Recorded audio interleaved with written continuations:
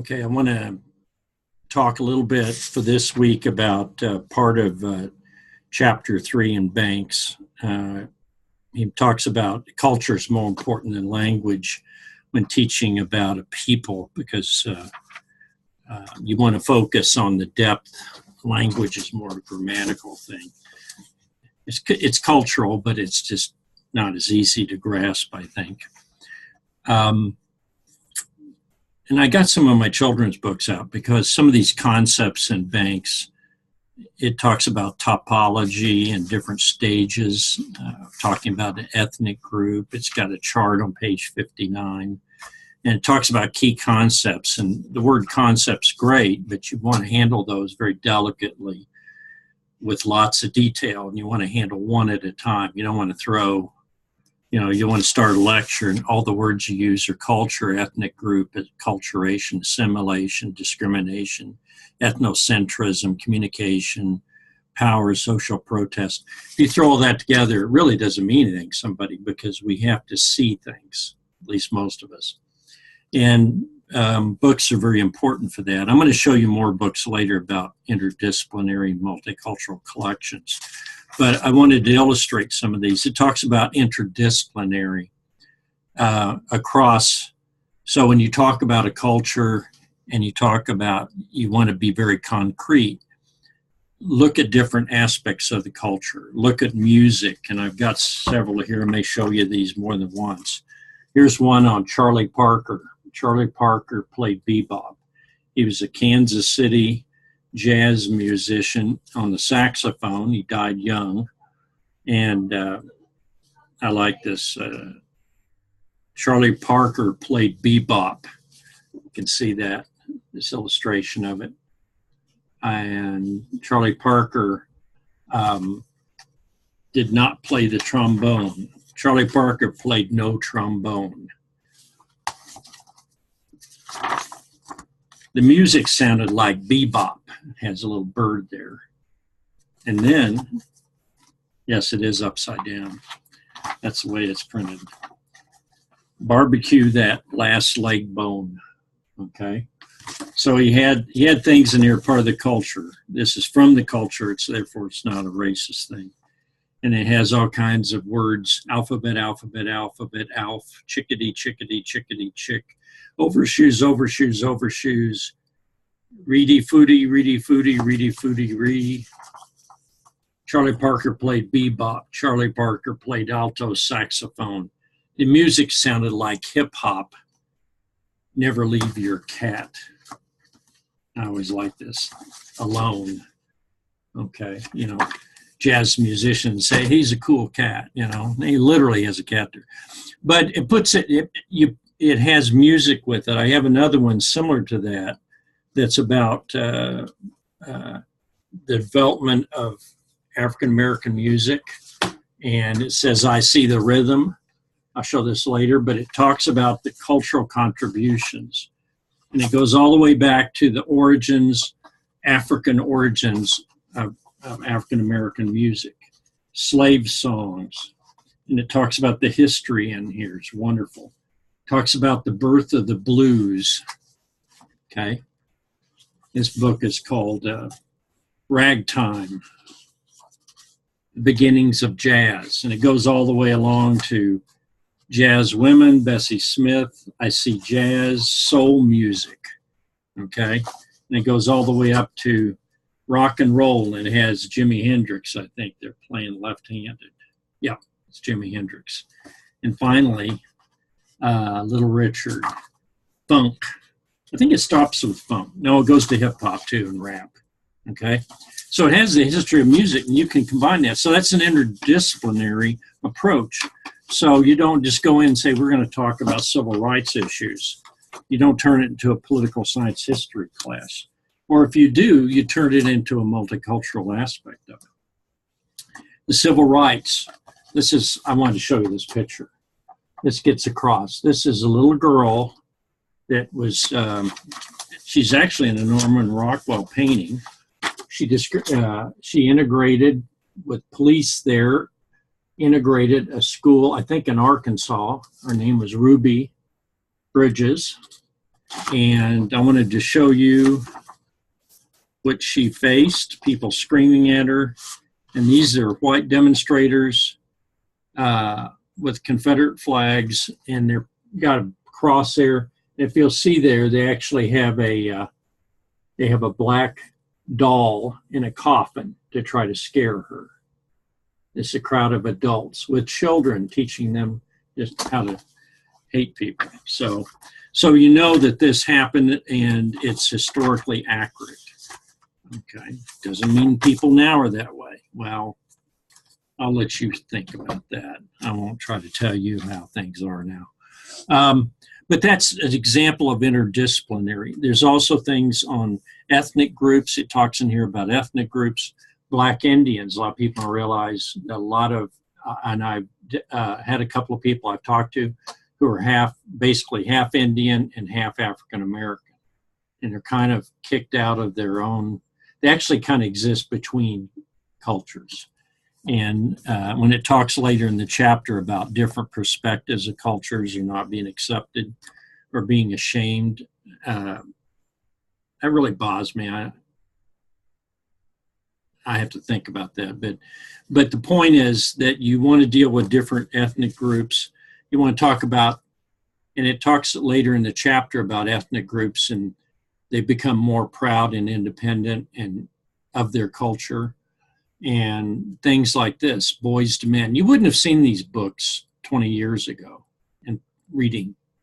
The Harlem Renaissance, about 1920s in Harlem, New York. Music, art, plays.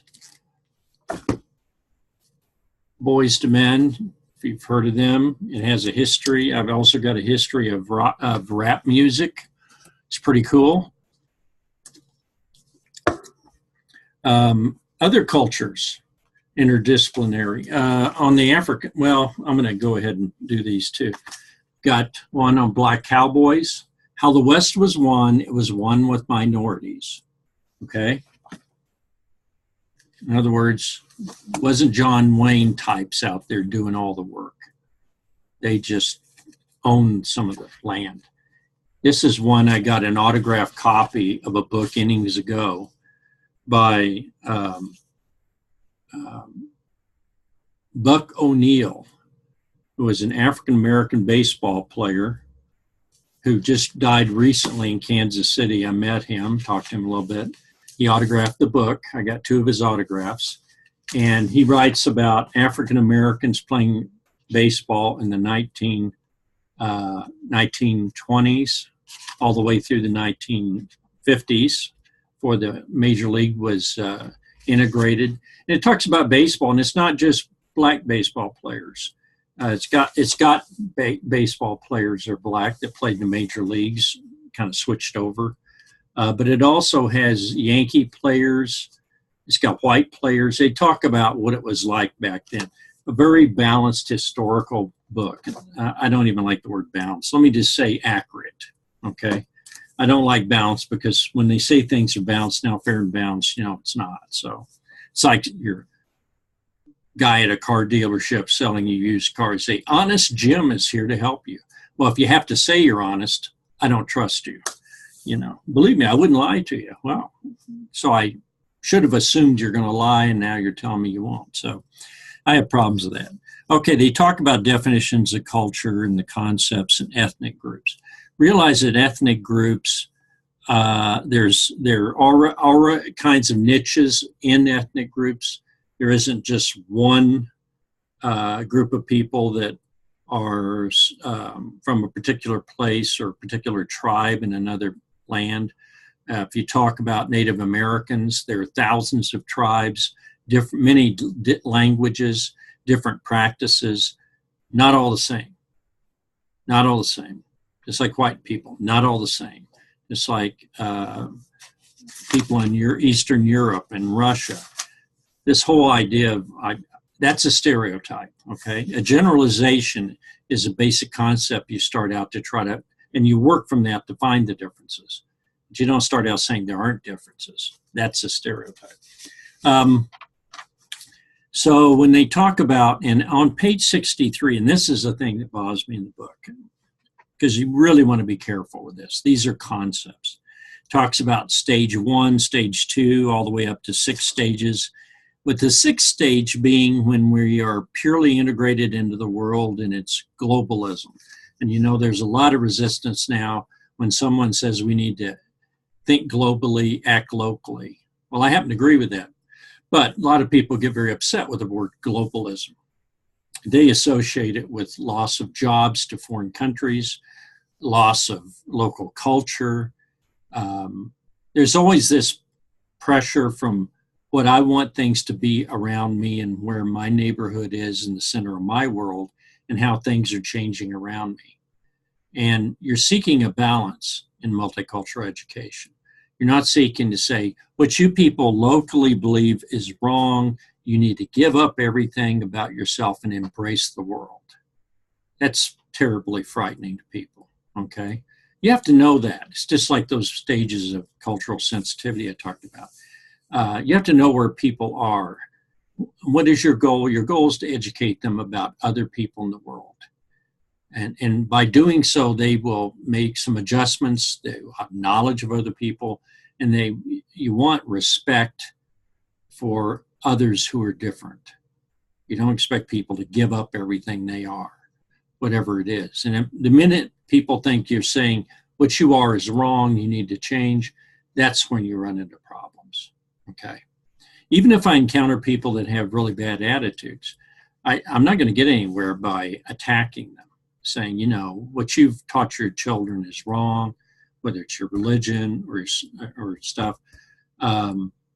If you're going to persuade people, if they're going to change, or if some aspect of their culture is going to change, you're going to do it with positive impacts, not with attempts to humiliate, okay?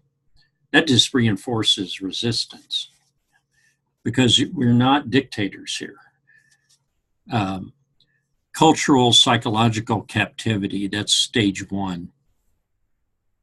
People that are ashamed of their culture. Why are they ashamed of their culture? I could give examples. I would let you choose some of those examples. You might choose Native Americans, some Native Americans. You might choose poor people. You might choose migrants. You might choose refugees. You might choose people that are living in a certain part of the country that are living very isolated lives, and maybe they're due to their religion or their cultural background or something, they've chosen that, or due to their, I remember I read in cultures that there are groups that have jobs that, you know, they get very isolated. In some countries, butchers, people that deal with raw meat and slaughter, they're not very high up in culture. You would not see them, you know, somebody with a high educational standard wouldn't say, oh, you know, my daughter's boyfriend is a family, they're in the butcher business. You know, maybe that would be considered unacceptable to them. So, but this cultural internalized negative ideologies that they talk about here, to me, this is imposed from the outside. It's because people are being told that. Certainly you can see with the Indian schools in that exercise I gave you this week, when Indians were told you have to give up their clothes, your haircuts have to be changed, you have to give up your language because we need to turn you into one of us, you need to quit being an Indian. Give up your tribe, destroy your culture, basically. That's when the pressure comes. It's not because people somehow sense they are inferior. No, they're told that. It's a value from a dominant culture. It comes upon them. Cultural encapsulation.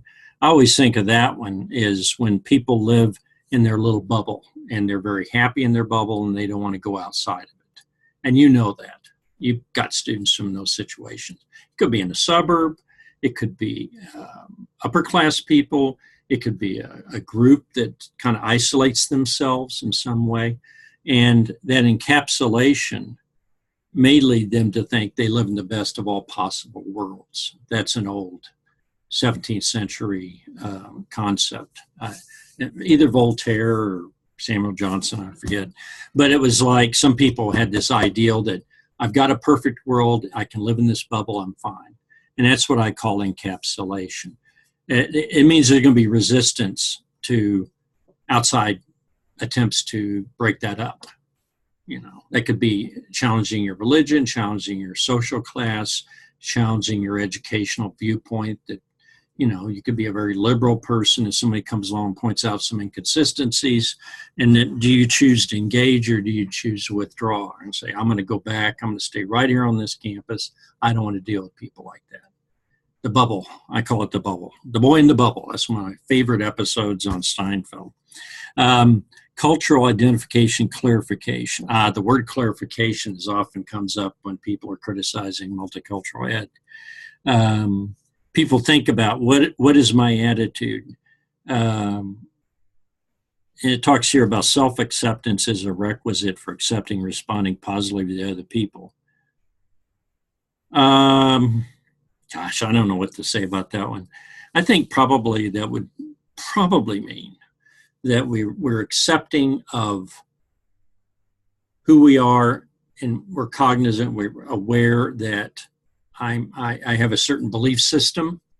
I know it's different from others. When I engage or talk to other people, I'm not upset about them. I acknowledge them. They have their own religion or their own philosophical belief or political belief. And I really try to engage and understand why they think the way they are. I'm not saying you always, this is not some system of 10 steps to like an AA or something, or 12 steps, whatever, where you try to move people from stage 1 to stage 6. See, that's one thing that you've really got to be careful with. This is a way, just like I did on the 3 stages of denial, defense, and minimization. This is a way of looking at other cultures, okay? And looking at your own culture. It's kind of trying to get an omniscient outside view. I would like to call it logical, like Spock on Star Trek or something, but I would just call it trying to see the world and see yourself in the world and where you are. Okay. Someone might say, oh, the Amish live in stage 1 or stage 2, whatever stage you want to call. And as if the Amish have to change so they can become global Amish. The very nature of being Amish is to live differently from the world. So they're not interested in being globalized. I mean, to go in with that attitude is you're messing with their culture. People that went into Native Americans and said, we're gonna get them away from their culture. We're going to liberate them from their culture. We're going to liberate them from what white people thought was unhealthy and primitive and et cetera. And you can say all the negative words. In doing that, look at the reservations like Pine Ridge right now. Didn't work out too well, did it? Something was screwed up about that attempt, and the attempt itself, in my opinion. Okay. But you can look, and now we got other stages, and these really do match up with the stages I told you about sensitivity. I just talk about the first 3, really. Biculturalism is when you can begin to embrace and deal with another culture. And people that can operate in different cultures are very comfortable. They don't, they go from Mexican to Guatemalan or Jewish to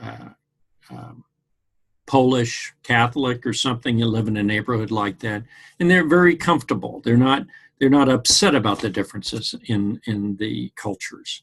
They adapt, and they're comfortable. They enjoy those cultures. That's the key here, is they're comfortable with it. And you can go beyond that, multicultural, when you have a much more complex situation. Refugees learn to be a lot of them, despite what people say, are very multicultural, because you don't usually just get a refugee camp and everybody's the same in it. You sometimes get all kinds of mixes of people that are in a refugee situation. And so they develop understandings about other cultures. They have to, because of survival. And then globalism. And as I mentioned again, and it caused the word cosmopolitan, openness and broad-mindedness. Now, I like that. and I endorse that. But I dislike when people try to, in doing these classifications, say, well, this is where you should be, because this is why we get all the anger about multicultural classes and coursework, because if we're sending the message, and some of those people are not legit in their arguments, may have other fish to fry or whatever you want to call it, other agendas, but there has to be an openness to talking about it. You don't want to say these people are wrong because they don't endorse this political agenda. All right.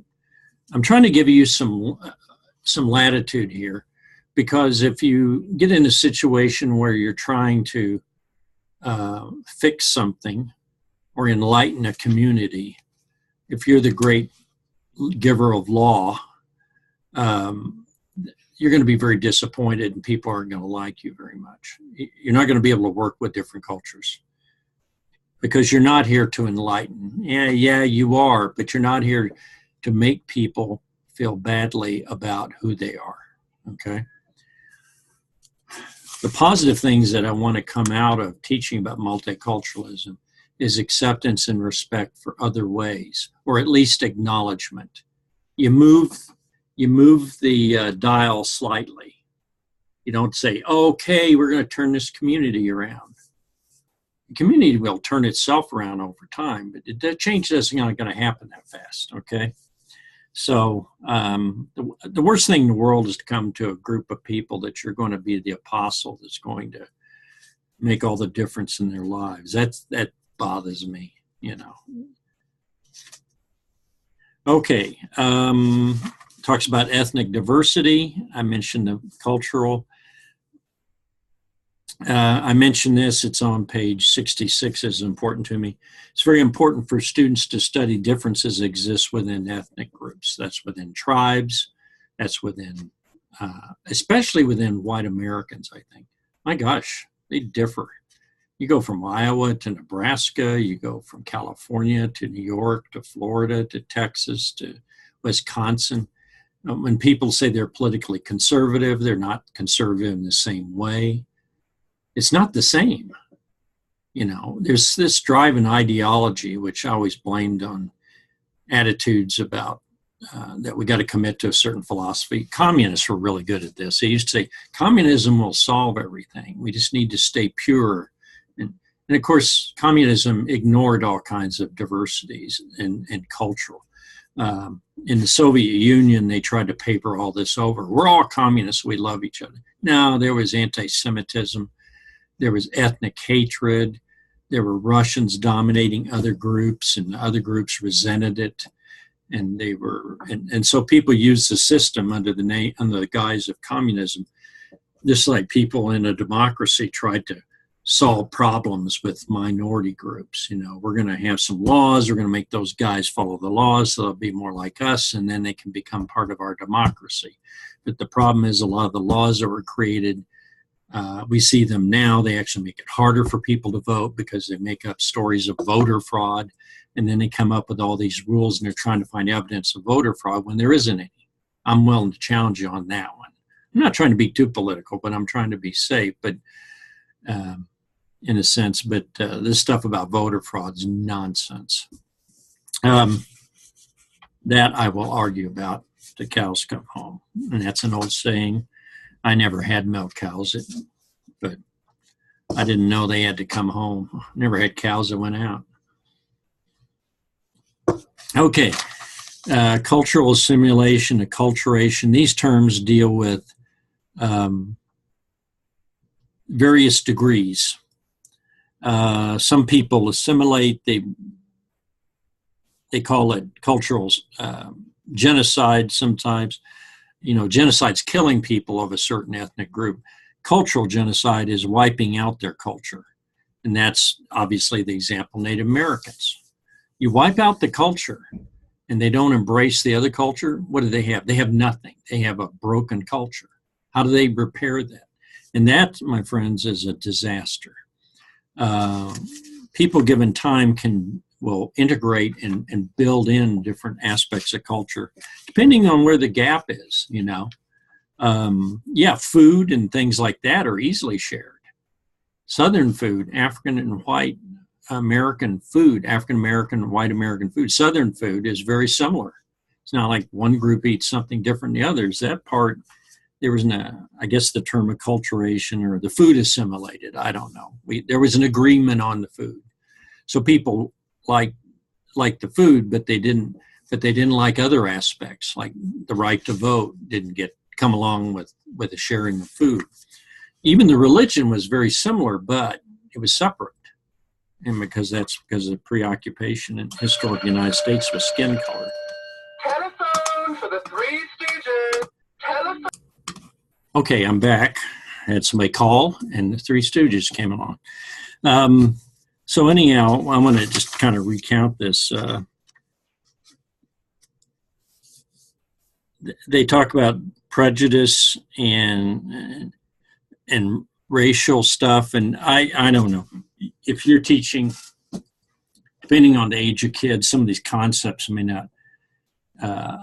It's better to give them really concrete examples. I wanted to show you a couple more books. One on, and this is because that one place where it talks about people in cultural captivity, psychological captivity, low self-esteem, is that part of your job as a multicultural educator is to find the beauty in other cultures. That has to be paramount. And sometimes you have to encourage others to see the beauty in their own culture. Here's one, the Hmong, who you saw on that New Faces on Main Street. They actually make quilts. And you know what quilting is. That's about as American as it could be. These quilts are about the Vietnam War and the fighting with the North Vietnamese and other groups. And they actually made quilts of this. What's really interesting is you see their soldiers and you see you see their soldiers and you see the, I guess, North Vietnamese or Viet Cong. And then they made them more and more interesting. They actually showed the history. This reminds me of I once saw a drawing on leather of the Battle of the Little Bighorn recounted or retold by the Sioux Indians, and it showed things. This one is a big quilt. Well, I wish I had one of these. They're actually historically important documents. But it shows airplanes, and it shows, some of these show airplanes bringing people. It says Laos up here, and it has all kinds of names. The Vientiane River, it has rivers through here. So people made quilts, and they show the refugee camp, and they show buses. So you actually have people who didn't read or write in their language because they didn't have that. Here's a refugee camp, Camp Benai. So they actually show the history of their people as they came to the United States. The one that's interesting to me, I mean, I've never seen this before. It shows if I can find it. It shows it shows aircraft strafing and bombing right here. And how often do you see like a B-52 or maybe that's a Vietnamese? I can't tell.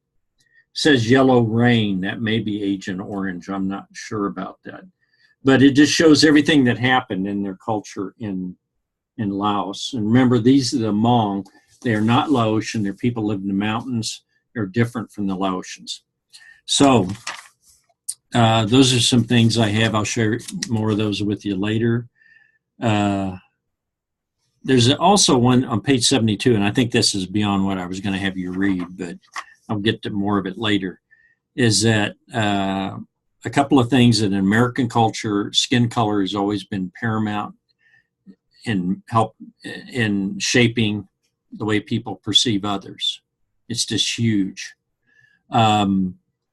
Racism, on bottom page 72, racism is not merely a set of beliefs, but is practiced when a group has the power to enforce laws, institutions, norms based on beliefs that oppress and dehumanize another one. You saw this in Ferguson, not with a shooting. I'm not going to use that as an example. I'm going to talk about the fact that African Americans were always being given tickets for minor offenses and were always in debt to the city government, in danger of being jailed and couldn't make bail. And they would find examples also in Alabama where these laws were enforced in such a way on African Americans. This is something I don't think can be refuted at all. I want to be careful I choose. I want to make an argument with you. I'm not giving an opinion. I'm saying that these laws are enforced in such a way that African Americans literally found themselves, it's almost like they were indentured servants, only because of violation of laws. They were constantly in debt to city government. They spend time in jail, they get out, and they might have a fine of $100, but by the time they were done with all the extra government, payday loan or whatever was involved, certain groups would loan them money. I don't know the name of the group exactly, but certain companies or businesses the city worked with, and the people would end up paying $1,000 for a small fine because they had to borrow money to do it. And so they were put into poverty. They're already in poverty, and what spendable money they had would be taken in fines. It just never ended. And they're filing lawsuits against this, but it's been a widespread practice for a very long time. Nobody questioned it. No one would do this to me. I would get an attorney. This couldn't happen.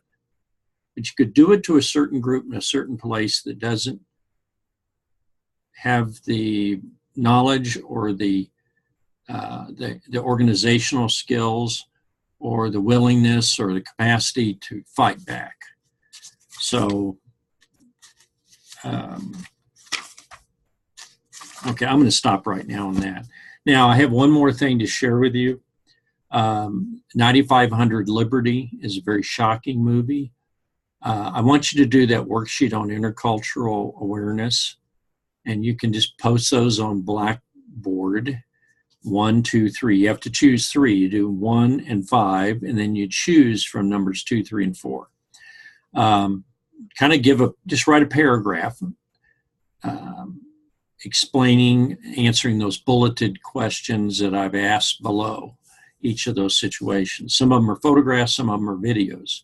I really like the last one where it's a college classroom and you have different people arguing over the Antarctic. It's really cool because you can see the professor and some of the students to say, well, this is the way it is. The United States should run this section of the Antarctic. Why is the rest of the world getting involved? Kind of a real privileged attitude there, I can tell you. And what would you do with that professor? I think he has a lot of problems. The second thing is on 9500 Liberty, I would like you to think about the different stages of awareness on those. And I did use one of those of the old man at the start of the movie. And I like you to, one key thing, think about empathizing with the people that you may tend to hate the most. It's not easy to do that, but you try to see their viewpoint and you try to see where they're coming from and if they have a logical, in their own way, reason for what they do. Now, there's some people that I don't have the capacity to see that because I think either they're almost pure evil or they're trying to manipulate because they have some other game plan and they're never going to change. There's certain people that will not change. But I like the old man because that could be your grandfather out there. And some of you mentioned in your posts, some of your relatives are pretty hard-hearted on some things. You still love them, I hope, and you still go to Thanksgiving with them or exchange gifts at Christmas. So you have to deal with them. Sometimes you just put things in a deep freeze and don't bring it up again. I do that with some people on some political stuff. Okay, I hope this has been helpful. I hope it wasn't too rambling. Thank you, and I'll see you next week. Email me anytime you got any questions, okay?